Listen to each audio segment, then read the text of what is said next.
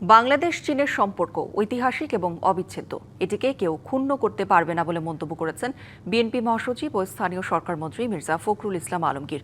তিনি বলেন, বিএনপি যতবারই ক্ষমতায় এসেছে ততবারই দেশটির সাথে সম্পর্ক গভীর হয়েছে। রাজধানীর একটি হোটেলে বাংলাদেশ চীন মৈত্রী সমিতি আয়োজিত এক অনুষ্ঠানে তিনি এই কথা বলেন। দুই দেশের বাণিজ্যিক সম্পর্ক আরও উচ্চতায় যাবে এমন আশাবাদ ব্যক্ত করে মির্জা ফখরুল বলেন, প্রধানমন্ত্রী তারেক রহমানের সফরের পর বাংলাদেশ ও চীনের সুসম্পর্ক সর্বোচ্চ পর্যায়ে পৌঁছেছে। চীন, ভারত, ইউরোপ, যুক্তরাষ্ট্র সহ সবার সঙ্গে সুসম্পর্ক বজায় রেখে বাংলাদেশ এগিয়ে যাবে বলেও জানান মির্জা ফখরুল।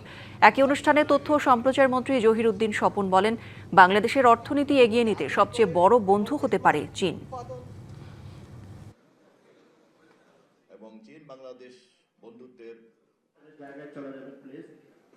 আমাদের মতো দেশকে যদি এগিয়ে যেতে হয়, আমাদের অর্থনীতির গতিকেই আরো অনেক বেশি প্রবাহিত করতে হবে এবং আমাদের এই স্ট্র্যাটেজিক টার্গেটের সবচেয়ে গুরুত্বপূর্ণ বন্ধু হতে পারে চীন, কেননা চীনের সেই সামর্থ্য আছে।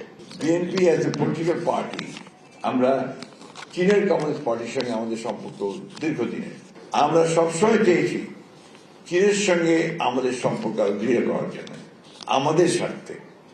কারণ আমরা চাই যে চীনের মতো একটি শক্তি আমাদের পাশে থাকুক, অর্থনৈতিকভাবে থাকুক।